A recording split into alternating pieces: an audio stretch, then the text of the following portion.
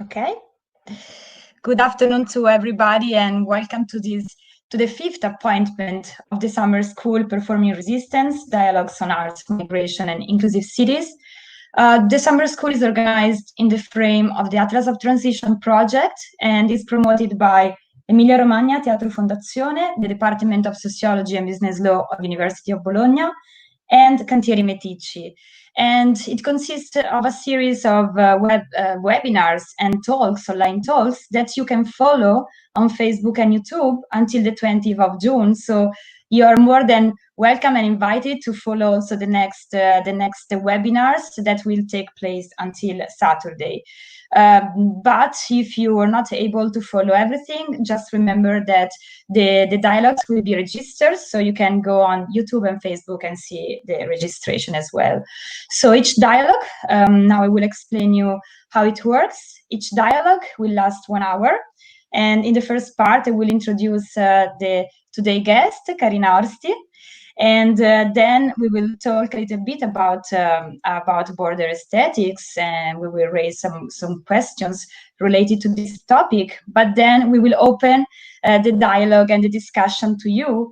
So please feel free and participate to the dialogue, writing your comments on Facebook or on YouTube. We will pick up some comments in the end of the conversation, and so we will try to answer to as many comments as possible. So I'm Melissa Moralli. I'm a research fellow from the Department of Sociology and Business Law of University of Bologna, and I was a researcher within the Atlas of Transition project. But let me introduce our guest, Karina Horsti. Welcome, Karina. Thank you for participating. Thank you, Melissa. It's a pleasure. Thank you for organizing this fantastic program. Thank you. And Karina Horsti is a senior lecturer at University of Jyväskylä in Finland, and her research is oriented to media study and especially on a sociological and anthropological analysis of transnational migration. And she's currently working on public remembering of forced migration and the commemorated deaths at Europe's border. And she works but she has been a visiting fellow in different universities around the world, such as the University of Melbourne, the London School of Economics and Political Science, and the New York University, where we met last year. And in addition, she has served as expert evaluator for several institutions and publishers, such as, for example, European Commission, the European Cooperation in Science and Technology, and Arts and Humanity Research Council, and Oxford University Press. So I'm very happy to have Karina here because let's say that she can give very interesting and unusual insights on the relation between arts and migration, since she has worked and she's still collaborating with refugee artists, activists, curators around the world, and sometimes also moving beyond the academic boundaries, let's say, using participatory methodologies. So we are very, very happy that you're here with us and you can give and tell us your research experiences. And in fact, I really would like to start with some projects that you developed also with the collaboration with other scholars and activists and artists. For example, I really would like to start with a project that you developed between 2017 and 2019 that is entitled Remembering the Tragedy of Lampedusa, Radical Participation in Documentary Filmmaking. And you worked on this project together with filmmaker Anna Blom, the PhD student Ilaria Tucci, and refugee activist Adal Neguse. And this participatory documentary featured, if I'm not wrong, 5 short films, right, that examine the creation of national and diasporic memories on the basis of the memories of one specific shipwreck, that is the so-called tragedy of Lampedusa shipwreck on 3rd October 2013. So as you know, as we know, this moment also represented a sort of turning point in the way migration is narrated, especially in the media and the political discourses, right? And since you are an expert in media studies also, I really would like to ask you how the tragedy of Lampedusa was narrated has influenced the way migration is still framed today, and in which way this represented a turning point. And if you can talk about this project that you developed with them, also giving us a broader vision, a broader analysis on the context. Yes, I'm happy to do that. I think I'll first explain the sort of symbolic meaning of the disaster of the 3rd of October 2013 disaster in Lampedusa, and then move on to this film project that we did.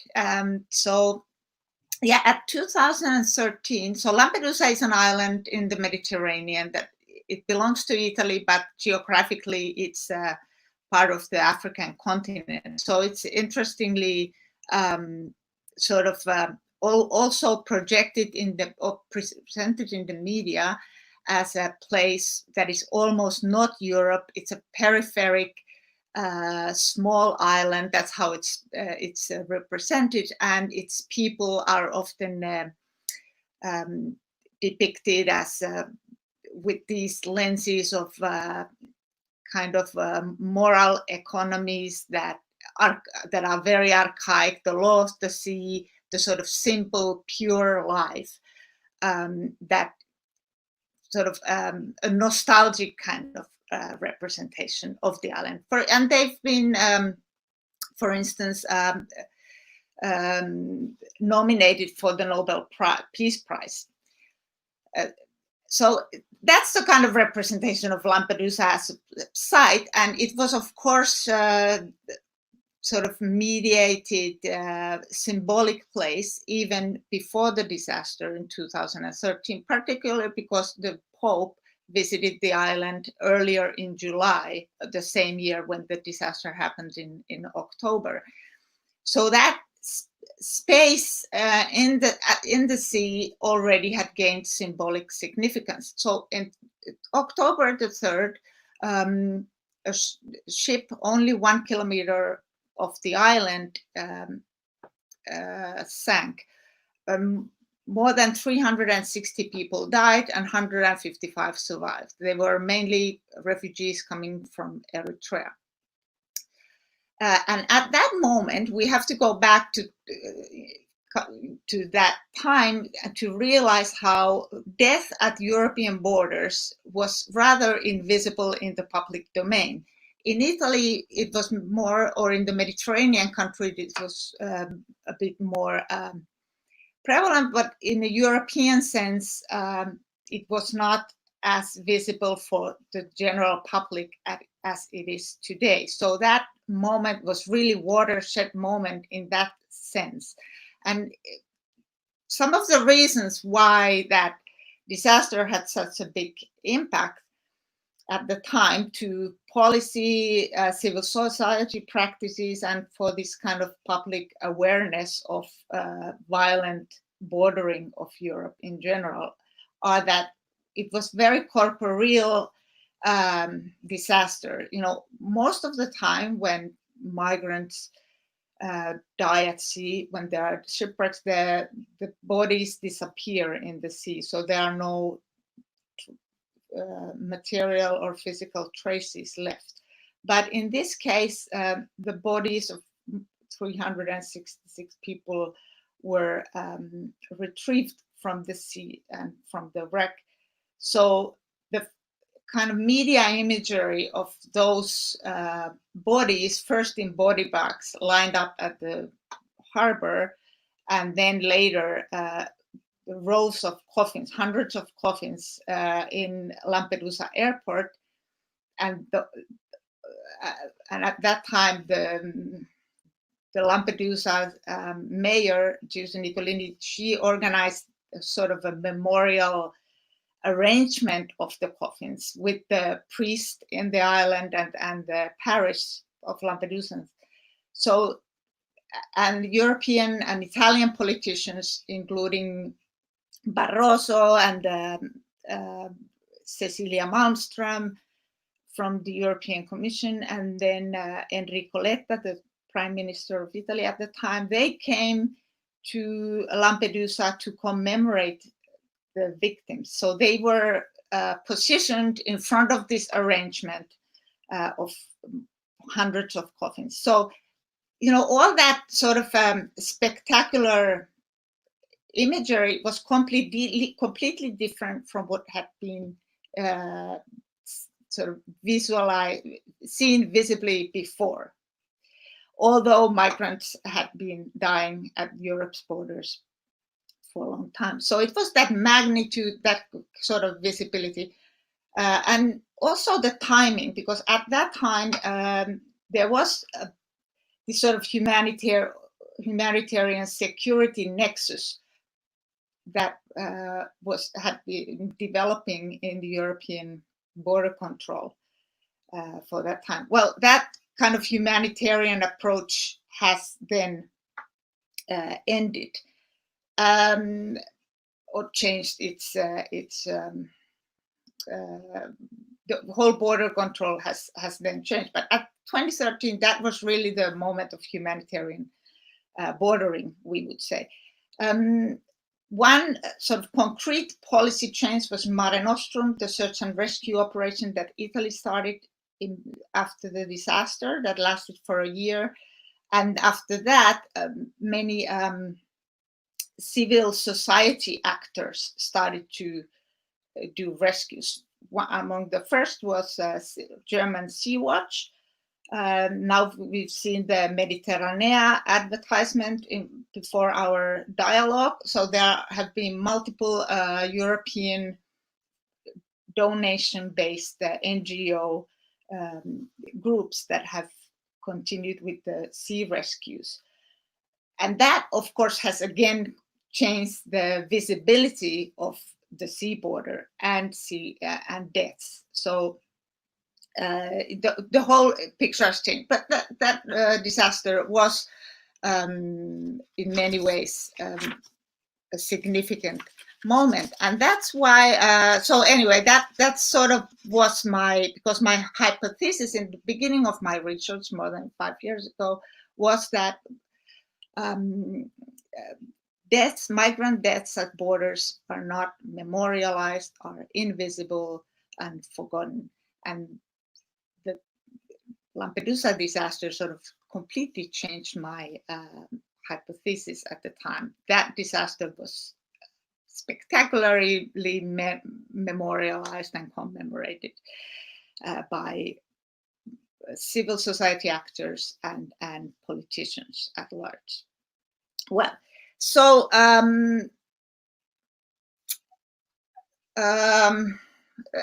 so the disaster has become a kind of symbolic moment for other types of representations as well. Usually we look at just media. The news media is the sort of first. Journalists, photographers are the first to come to the scene of a huge shipwreck like that was. And afterwards, other professionals come in, filmmakers, writers, theater practitioners, academics. And there's been an unprecedented cultural or representation of the disaster in the cultural field, which is also quite interesting. And in those representations, a lot has had to do with Lampedusa and with the kind of peripheric identity fascination that I mentioned before. And with this film project sort of started from this ground that Adal Neguse, who's an Eritrean Swedish human rights activist, he's lived in Sweden, more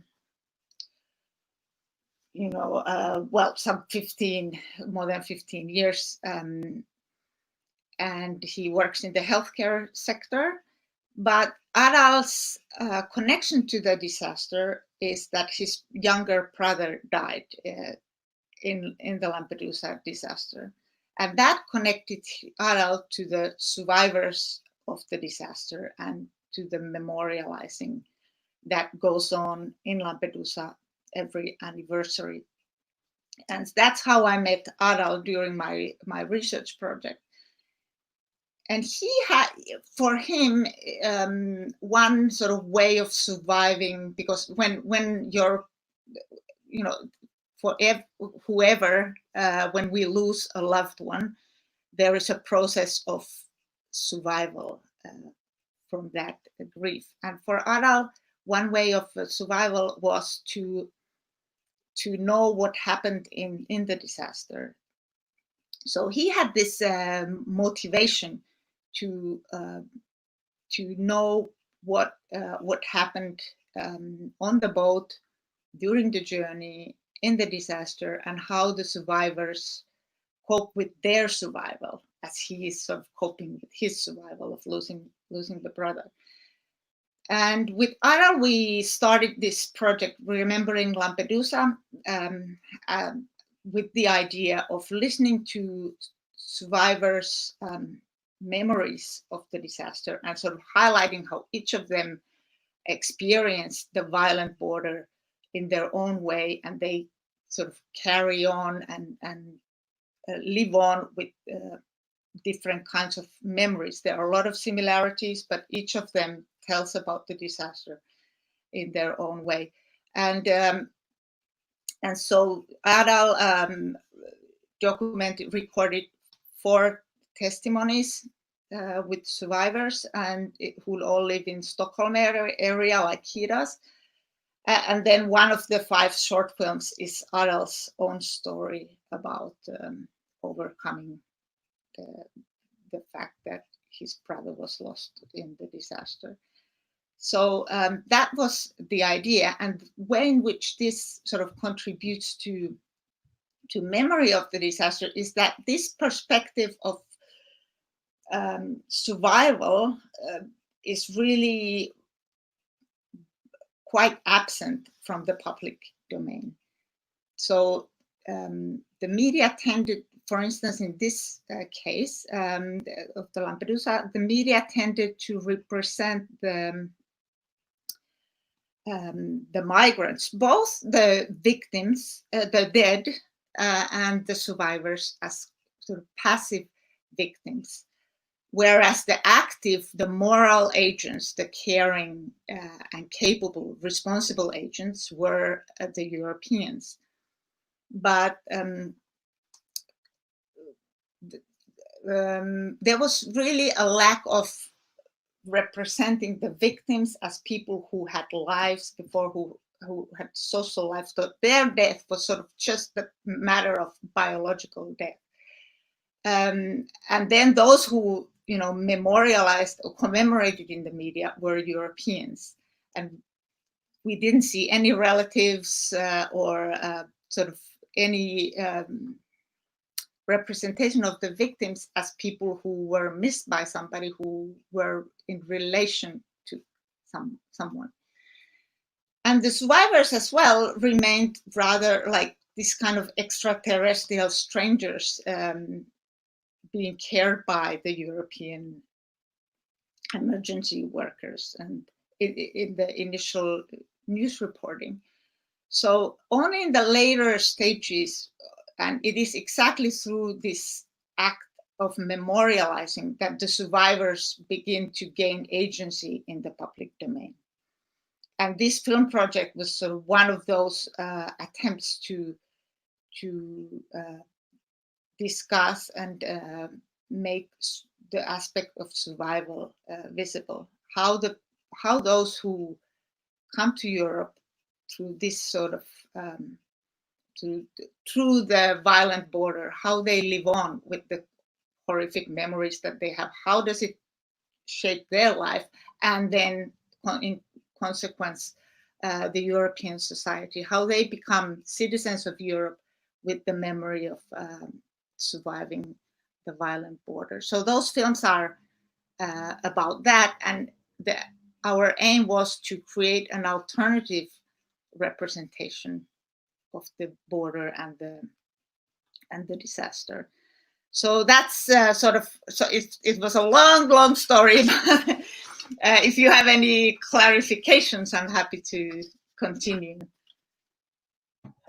on this topic. I think that you touched a lot of very important topics, because yes, from this point of view, what happened in Lampedusa also made it visible.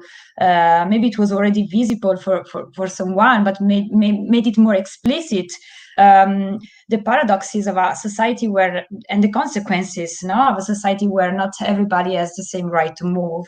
And as Vital de Venden reports in one of her famous book about migration, is that only 1/3 of the population has the right to move, in matter of fact.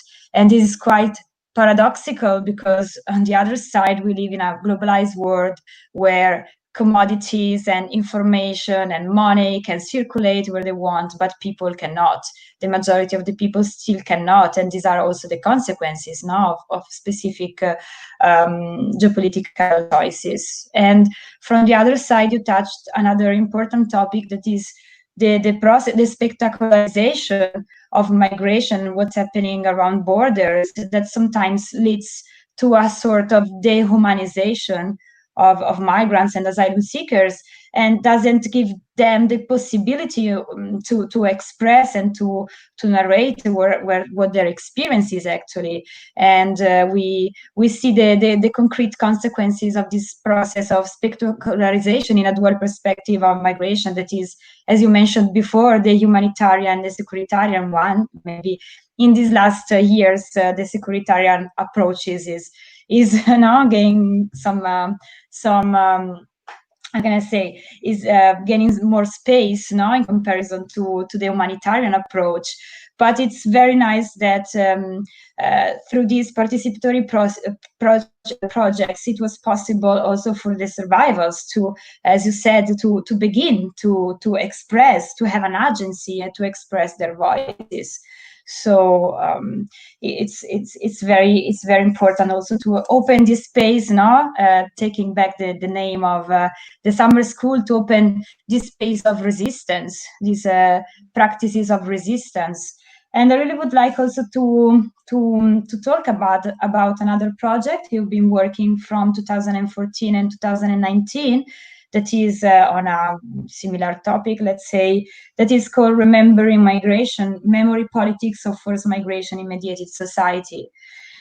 And in this project, you examine how contemporary forced migration and border-related deaths are publicly remembered. And this is very important, especially because it is linked to the right to memory, the right to be remembered.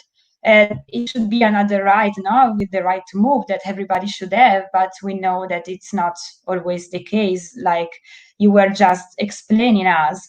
So could you please tell us, how did you develop this topic of the right to memory, the commemoration of deaths at European borders, and also which kind of how this topic is dealt with in different European countries?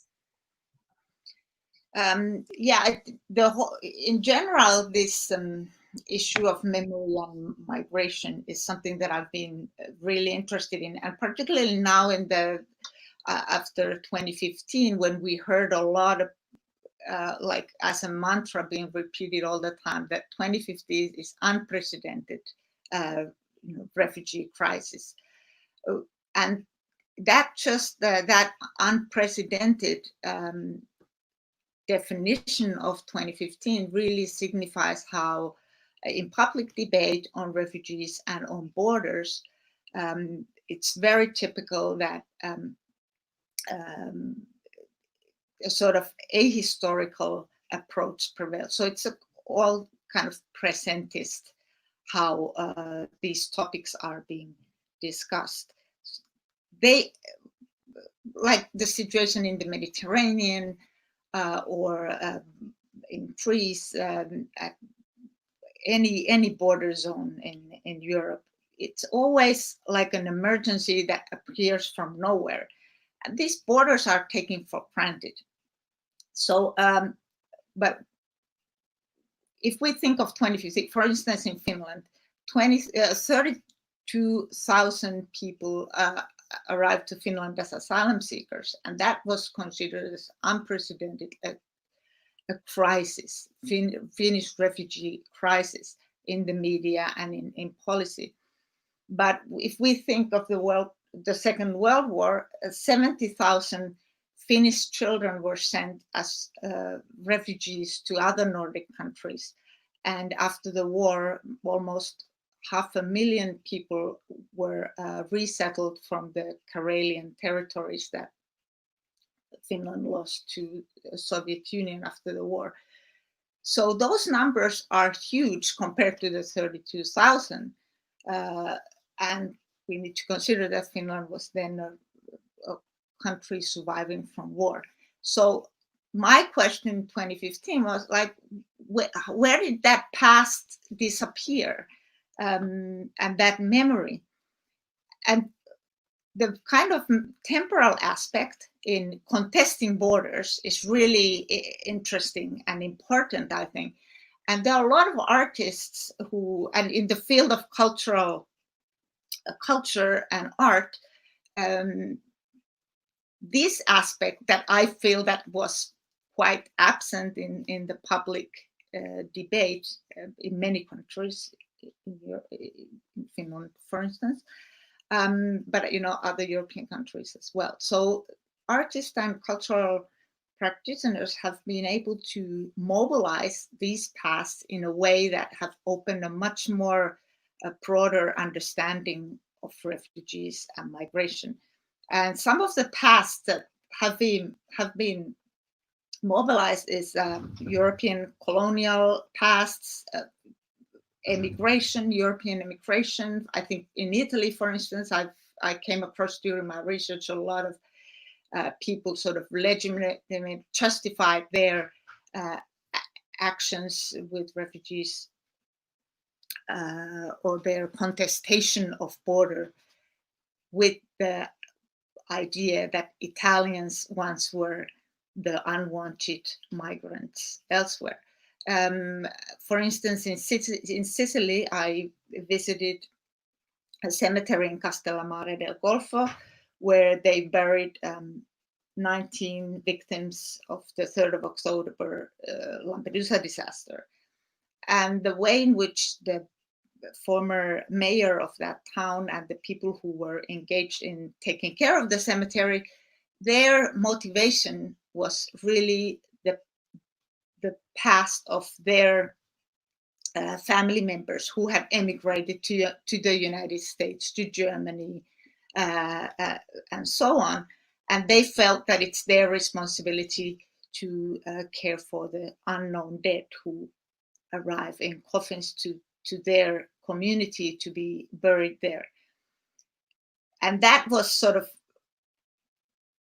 they made this parallel with their own emigration history. So I found that sort of interesting. And also refugee resettlement, like the Karelian past in Finland. So there are several artists who've mobilized these past histories in an interesting way. And I think that has opened a broader understanding of migration.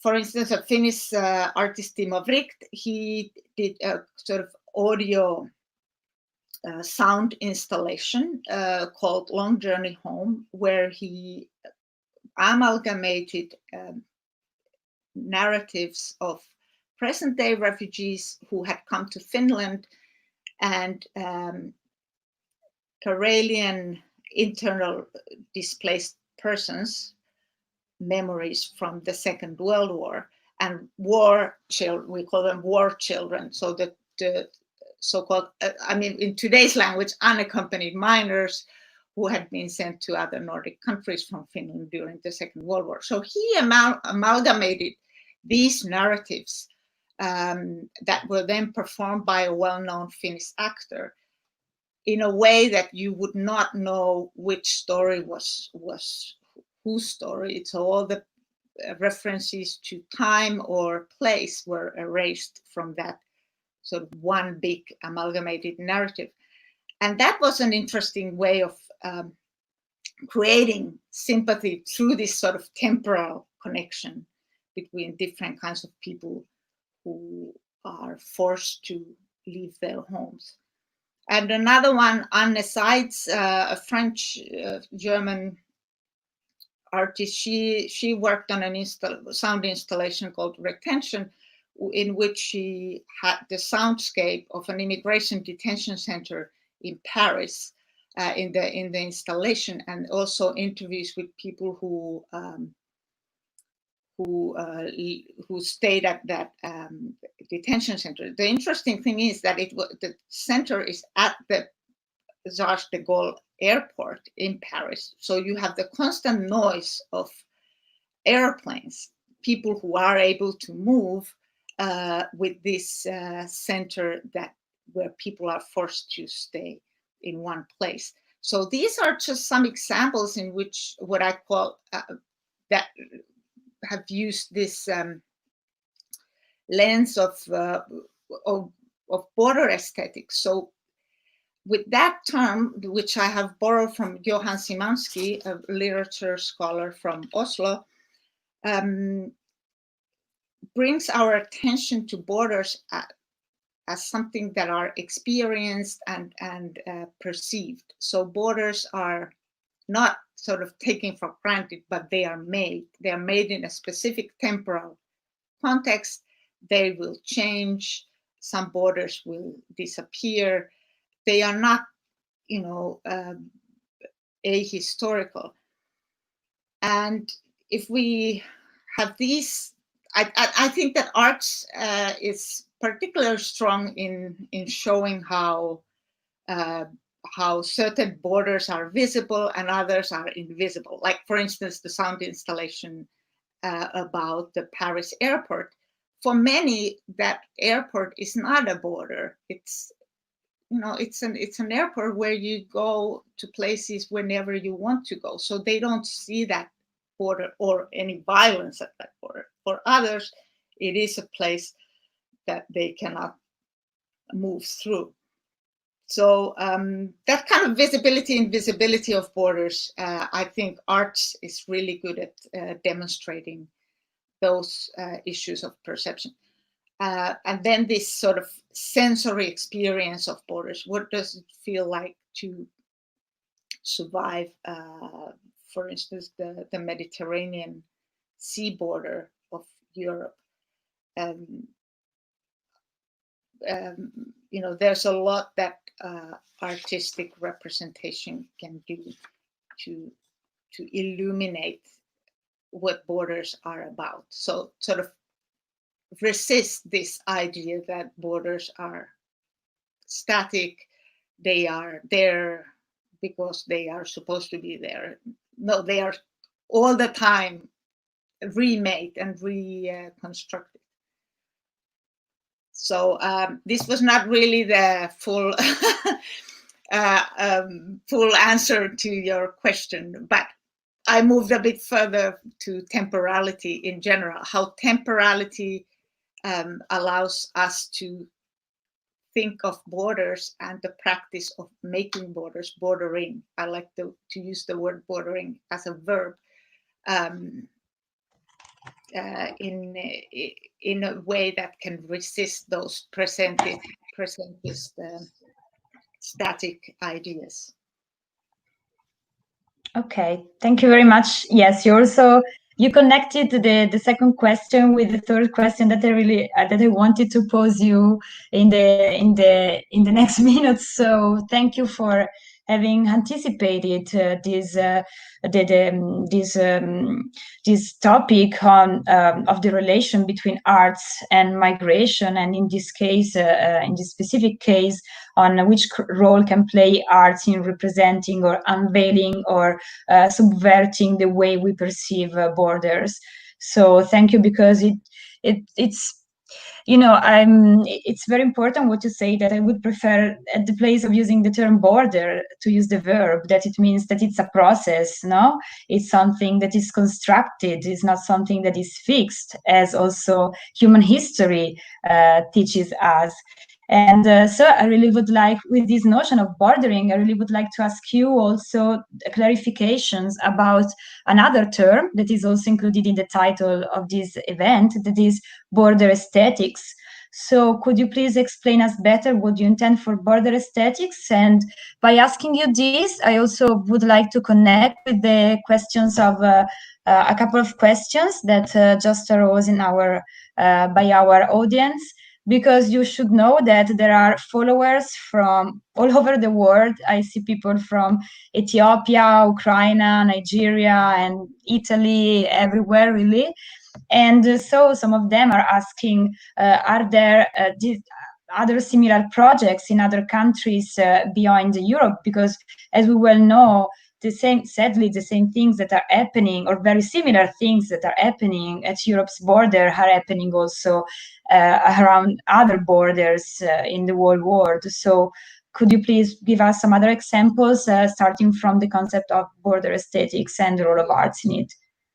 Yeah, so the term border aesthetics, it's not the, it's a term that Johan Szymanski, from a literature scholar from Oslo, he has developed, and he's one of the authors in a book that I edited titled "The Politics of Public Memories of Forced Migration and Bordering in Europe," that came out last year from Palgrave. So with this term, it's not about the border being beautiful or let's say representations of bordering being somehow beautiful in terms of it. So with the term aesthetic, we want to bring attention to borders as something that are perceived and experienced. So the sensory experience of border and the kind of perception of border, how do we see the border, and how does the border is invisible to some people, whereas it's sort of violent to other people. Just the example of Lampedusa is good. It's a touristy island, and it's very, you have hotels and restaurants and beaches, and when you're there, for many, the Mediterranean is the place of summer holidays, not only for Italians, but I think for all Europeans. That landscape reminds of a holiday. So you don't see that place as a border because you don't experience it as a border. But for other people, it's for those who return to Lampedusa, for instance, those who survived the 3rd of October. It's a really interesting experience what Lampedusa means for them, for refugees who came through Lampedusa. So, for instance, Zakaria Muhammad Ali's, he made a film titled "To Whom It May Concern," a short documentary film about his return to Lampedusa. And that's really interesting. I talked with him about making that film, like what does Lampedusa mean for him? And he said it's not just the place through which he entered Europe, but it's a place for reflection. So when he goes back to Lampedusa, he needs to reflect on his life. Who did he become after Lampedusa? What has he achieved? How does he remember those who did not arrive? So what is his responsibility to those who died on the way? So that place, it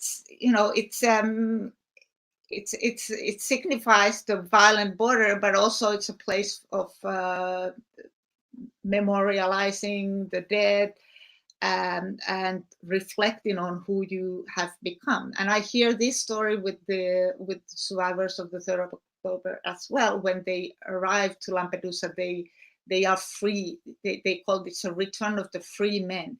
So they are no longer confined, as they are no longer in that position of a kind of non-person, dehumanized victim, but they have become citizens of Europe, and they return to that site where they were not seen as human beings. So anyway, so that's all about border aesthetics. It's about perceiving something as a border and experiencing something as a border. So that's what as I said, I feel like arts and culture, there are a lot of theater, film, arts has a lot of potential to make that kind of complexity of the borders more understandable and visible, so that we can then resist those practices that make the border. And the second question that was posed by somebody about the kind of globalization of bordering in the world. And that's true. And actually walls have increased after the fall of the Berlin Wall. They haven't become less. The world, the bordering in different parts of the world has accelerated since the early 1990s, unlike we imagined at the time. So the aspects of border deaths and commemoration, and how memorializing opens possibilities to resistance and agency in a specific way. That has been addressed by several scholars in the US and Mexico. And there are a lot of interesting projects, arts projects and cultural projects in that region, that border zone between Mexico and the United States. And then also in Australia, the topic of sea borders, particularly now, if we compare to the Mediterranean, there's a lot of interesting work. I can just mention one at the Sydney Maritime Museum, the Australian Maritime Museum in Sydney. You know, I visited that while I was visiting scholar at Melbourne University, and there's a Vietnamese refugee boat that is displaced in the water before the museum, at the museum, and it's really interesting. It was conserved with the Vietnamese family that had built it in 1975. The family had made the boat for this purpose of migrating, doing the undocumented journey from Vietnam to Australia.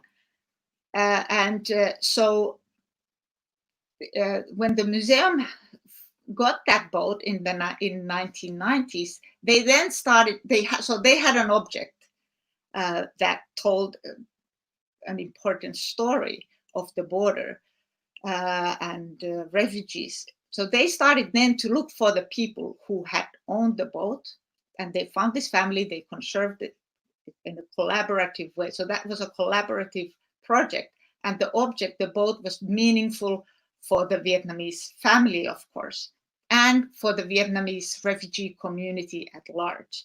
Now that whole project and how that's displayed and explained at the museum is completely different from the object that I've seen now in the European museums. After 2015, there's so many museums where I've come across life jackets or refugee boats being displayed without any connection to the people who use them, to the people who possibly owned them. So there's no connection, and I'm thinking that sort of fascination with the life jacket and the Lampedusa boat, for instance, in museums in Europe, after 2015 is really a kind of a fascination of how migration appears to the European spectator who is following the drama of migration from television and sees these orange life jackets and these boats full of people. But do those objects, what kind of meanings do they carry to the people who traveled across the border? Are they important? And what are the stories that relate to these objects? You know, there's nothing much about that. So I was very impressed by this boat in Sydney. So that's just one example of the kind of how these issues are similar, to some extent similar across the world in different borders. But then again, the people, the stories, they are different. So yeah, it was really fascinating that the Vietnamese family had made the boat for that journey, whereas in the boats that you see in European museums, they are not the refugees' boats, they are the smugglers' boats. Okay. Yeah. Thank you. It's very interesting also because it is correlated to other topic that is about the cultural presentation, for example, of objects that are exhibited in museums and all the colonial critics against how the objects in museums are showed, no, without linking the object to the story of the people that maybe were exploited or were under processes of hegemony, also in the way their history was narrated. So it is again important to create historical connection and to try to open spaces of resistance again where a new kind of agency is also promoted, an agency that comes from the people who experiences this and not from an hegemonic point of view, no? And I really would like to ask you, picking up some questions. There are many questions, and I would like to pick up a question about the past and one question about the present future. And for example, before you asked, where did this memory disappear? Because sometimes memory is created, commemoration is created, but then it disappears. So, for example, Pierluigi Musarò asks, what about the memory day of migrants' death on October 3rd that has been declared in Italy? Here no one knows or cares about it. And how do you think we could make it visible? And about the present, Andrea Pelliccia-Ganotakis asks, what is your point of view regarding the invisible borders that COVID-19 has transnationally crossed all over the world, just like migrant, and how was this border represented by the media after these restrictions on mobility that led to forced immobility of people? So could you please... I was very shocked by the COVID-19, how quickly the Schengen borders were closed, within the Schengen, how quickly borders were closed. And still, you know, some countries have not opened, like Finland, for instance. They've been really slow. And although we have a social democratic green government at the moment. So how easy that was. And also 2015, that was the first time that internal Schengen borders started to appear visible, you know, to people, because then they started to check, for instance, papers between the border of Denmark and Sweden. You know, everybody had to show their papers, so that made that border visible for them, whereas before, you know, they just crossed it as people work, they have relationships in both countries, I mean, across the border. So suddenly that border became visible. So yeah, that, I think it's really sort of, for those who grew up, like people a bit younger than me, this must be really strange that suddenly the borders within Europe are emerging. So I've been sort of surprised about that kind of nationalism that this COVID-19 situation has brought to in terms of bordering. To Pierluigi Musaro's question about the 3rd of October memorializing, I think that's it's really interesting that in Italy, the 3rd of October has now, I think, 2016. Since 2016, it's been a national Memorial Day. In Italian, it's not for that disaster in particular, but it's a Memorial Day for victims of immigration, immigration. And that is a very interesting definition of the Memorial Day. So, of course, the 3rd of October disaster is there in the background, and that's how a group, Comitato 3 Ottobre, started to lobby for this Memorial Day. And it was passed through the Parliament and the Senate in Italy, and because of that day, schools have to attend to this issue of migration on that day. So it's sort of all the public institutions are required to do something on migration on that day to sensitize. I think in the legal text it says sensitize, particularly the young, to questions of migration. But what is it? It's and it's really interesting how that mobilized the Italian past of immigration. So I analyzed the parliamentary debates around the 3rd of October Memorial Day debate, and interestingly, there were memories of Italians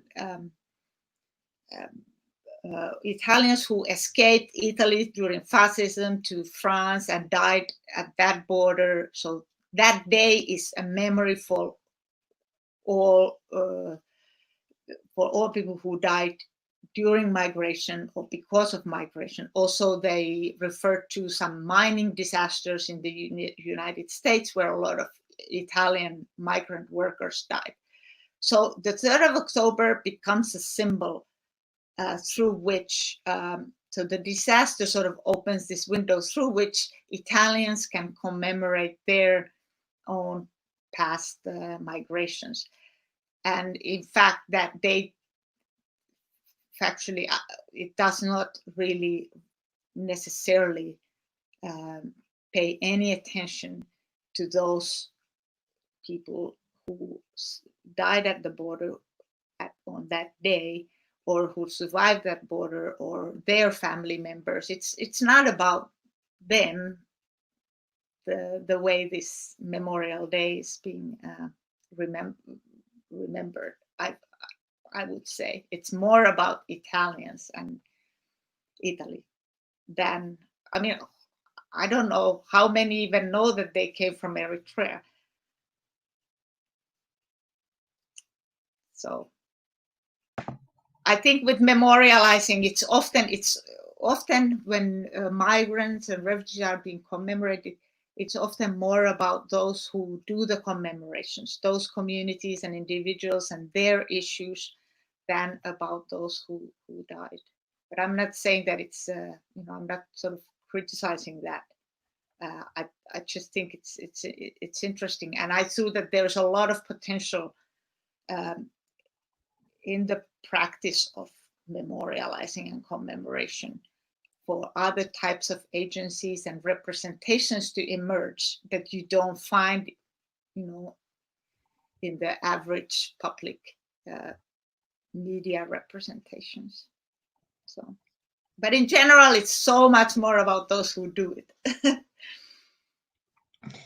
Okay, thank you. Yeah, it's very similar to the topic of cosmopolitan solidarity, and that was arisen, for example, from by Lili Tsuliaraki, who presented yesterday. And yes, in all this discourse, since you are an academic as well as an activist, let's say, collaborating with different peoples around the world on these very emerging and important topics. For example, Madhulika from India asks, the influx of refugees will continue all across. Acknowledging these communities is important. How can academics acknowledge these communities? So I would say that this is more, if we want to call like this, methodological, but also epistemological question about which is the role of academics in all of this. Are there some tensions between being academics and being an activist, and which kind of approach as academics we should adopt to treat these kind of sensitive topics? That's a really good question. And what I'm from media studies, so I work on analyzing media, and one of the things that I've tried to do in my recent projects is to co-analyze media materials with those people who are being represented. So, for instance, with the survivors of the 3rd of October disaster, we've looked at some of the images that were taken of them at the time of rescue and the disaster, and discussed some of these commemorative rituals that have been mediated. And it's been really very, very fruitful to discuss and sort of participate in this work of analysis with those people who are involved in that sort of moment of that is being represented in the media. So but then again, you know, I'm not saying that this kind of participatory or collaborative analysis or co-creation is an answer, and oftentimes it's sort of a second phase of using those people for for academic work, or same applies to artistic work. Those people who participate, they need to have some motivation. So we need to really ask, you know, what is my right to ask for somebody's story or testimony or their analysis or view about something? What's my right and my motivation? What is that person's motivation to participate? What is that the other person getting? But often you find those relationships that are mutually beneficial, and that is the most wonderful moment in the academic life, when you really find those connections that speak for both and are meaningful for both parties. So it's always very tricky. It's very difficult to escape the hierarchical relationship between an academic or artist. I'm sure the same applies with artists. They grapple with the same kinds of issues when they work with refugees. So there's never any answer. It just needs a lot of honest dialogue. Yeah, that's true. And it's also important not to use some words as co-construction of knowledge, actual research, or participatory methodologies as buzzword, because sometimes it also happens, I guess, both in the academic and artistic field. But as you said, it's important to have mutual beneficial relations and to just problematize what is our approach towards the other, and try really to make our research not on through a kind of positivistic approach, but with the people, even if it's not always easy, as we well know. I would jump to the last question. There are really many questions, and I'm sorry if we don't have the time to deal with all of them. Mirko Vannoni asks, could the idea of artification of border be linked to the idea of aestheticization, sorry for the pronunciation, of border? I refer to this term as a process made by some artists as the one of JR at Mexico-US border. Now, sorry, the connection was not so good, so I didn't really understand or hear. Sorry, I have to go back to the. You can repeat that again. Yeah. Absolutely. Could the idea of artification? I think that for this it means the use also of artistic practices. Art of borders, maybe. Yeah. Of border belong to the idea of aestheticization of borders. I refer to this term as a process made by some artists as the one of JR at Mexico-US border. Yeah, but there's a lot of art at the border. Like, for instance, a lot of painting at the border wall between US and Mexico, which is resisting the border. I think that's an interesting way of sort of resisting the border. Also in Israel, the occupied territories, and Palestine, those borders, there's a lot of art, and I walked in Ventimiglia between Italy and France. There's an old border fence, so of course now it's a Schengen area, so there's supposed to be no border, but there's the old border fence dating back to the pre-Schengen period, and there's one artist, sorry, I don't remember the name right now, had attached a little sign saying hope with the fluorescent paint, and he had installed that sign above a little opening in that fence, because migrants use that mountain path to cross from Italy to France without papers, now that sometimes the actual road borders or the trains are being monitored, and there's ethnic profiling going on. So those artworks, yeah, you can say I don't exactly know what they make art of the border, of the object at the border. They try to, in that way, change or resist the actual object and its meaning. So something ugly, something repulsive, to transform that into something beautiful. So I see that's another kind of border aesthetics going on there. Of course, it's to create a connection with the previous dialogue of Federica Mazzari. It's an act of subversion, right?